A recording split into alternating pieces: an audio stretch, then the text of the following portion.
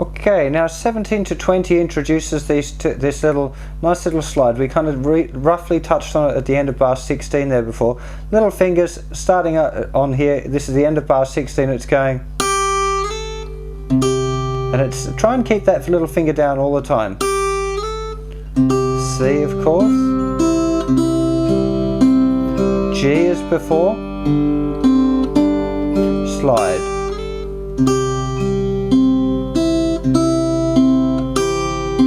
Now here we slide up to the F with the little finger guide again. Now we're going to slide up to the 8th fret here, so Jed can pan the camera up, and now this is going to slide from here.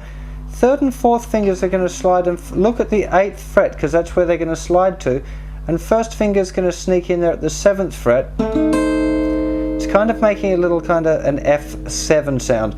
It's just a kind of a nice sound for the tune to go there from that previous F. Jed, can we pan back down to here? So just roll it back down there a little bit down. So we're just stopping here, and then it's sliding up to the 8th fret. So it's just all the way up, and I'm making Jed work for his money today, see?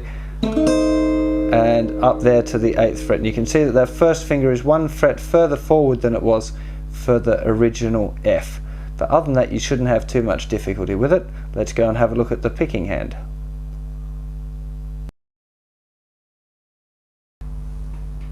Okay, bars 17 to 20 don't show us too much that's very new, so we're just starting out with our hand in the usual position, fingers 1, 2 and 3 on the thinner strings, thumb playing the bass note.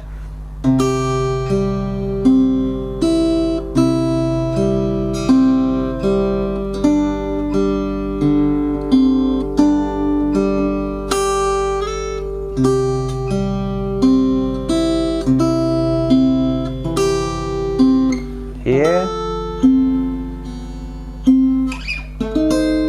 Using that funny thumb 1st and 3rd finger, so 2nd finger gets left out there. Then 3rd finger's plucking that last 8 there in that bar. I'll do it one more time, bars 17 to 20.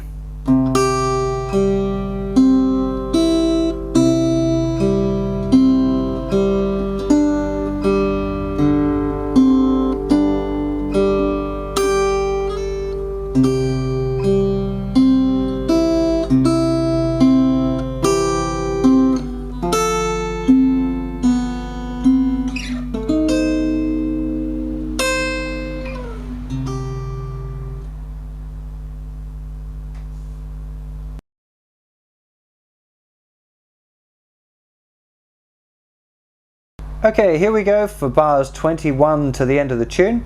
Now bars 21 and 22 are exactly the same as bars 13 and 14, so I'm not going to spend a whole lot of time on that. That just goes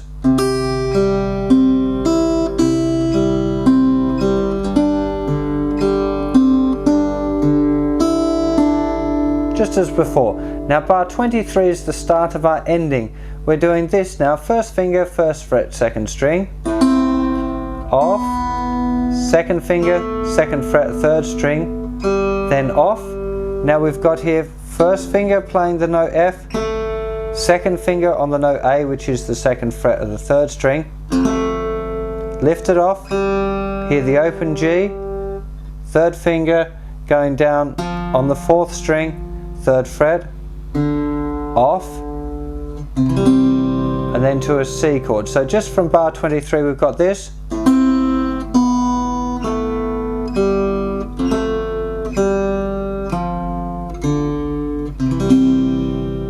Now you can see that time I used an A minor shape, which is the shape that we had before. If you're going to do that, you'd use your 3rd finger.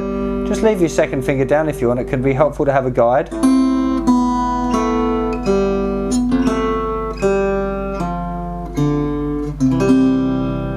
Or you can go for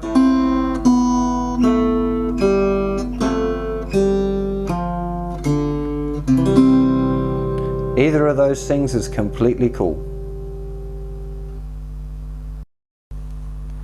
As I mentioned before, the bars 21 and 22 are the same as 13 and 14, and they go as such.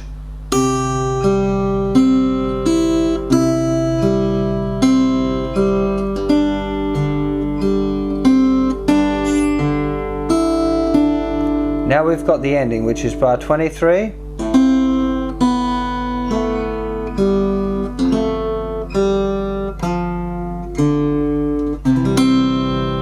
Now I don't care what fingers you use for that. You shouldn't care what fingers you use for that, more importantly. You could do second finger, first finger for all of that, or you could alternate them if you want to. It really makes no difference. I seem to be doing it all sorts of different ways today.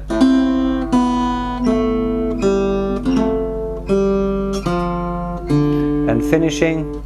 Now, instead of just the big chord together, those of you that are familiar might be interested in trying to do a roll, where you roll the hand off and the notes kind of become arpeggiated. I was probably doing that a bit during the piece anyway, but it's worth practicing. Remember that you roll your hand off to get the feeling for it. You don't have to roll your hand, that's just the way that you get the feeling for what you're doing, and then eventually you can do it without having to roll it off. So I'll just do that one more time from bar 22 to the end. So here.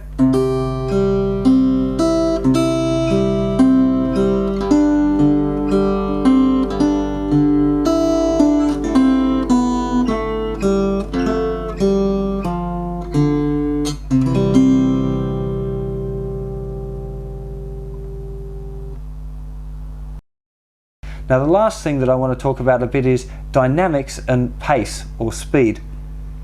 You're allowed to play with those things. If you just play it mechanically like a computer would, it'll always sound kind of cold, and let's face it, none of us are going to be able to play it as accurately as a programmed computer, like a a sequence or whatever, using good guitar samples. It'll probably sound pretty good.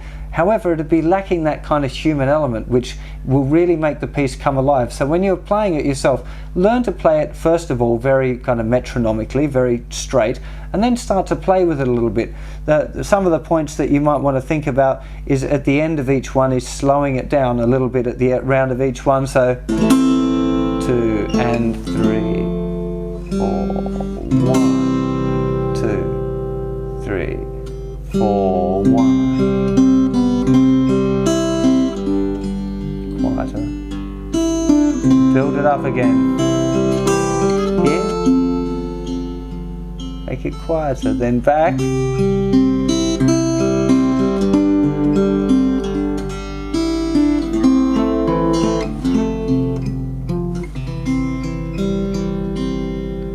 Start to try and play a little bit with the time, there's a bit speed up, bit slow down. Generally a good kind of trick with it is as you speed up you play it louder, and as you slow down you play it softer. That's it, just as a kind of a rough point, but you really have to kind of try and learn to feel that more than think about it. Okay, I really hope you have a lot of fun with that. Good one for Christmas, better one for New Year, although most of us end up being a little bit for New Year's Eve and not really able to play, for me anyway, I'm not usually able to play guitar very well on New Year's Eve by the time midnight comes, but I live in hope. Yeah, I hope you have a bit of fun with this. Chad really finds that one pretty funny. I think I must have looked particularly stupid when I did my funny drunk impression. I do look pretty stupid when I get drunk. Not that it happens that often. It was very accurate. That was it was, yeah, okay, thanks, Copper. So, I hope you have a bit of fun with that tune. I think it's we've got a Christmas siren! Yay! We've been hoping for a Christmas siren for ages. They always seem to run in between takes, and we never got a proper Christmas siren. That was a bit of a lame one, really. But anyway, okay. I hope you have as much fun watching this as we're having making it. Take care of yourselves. Wishing you a very happy Christmas and a wonderful New Year. See you soon. Take care, guys. Bye bye.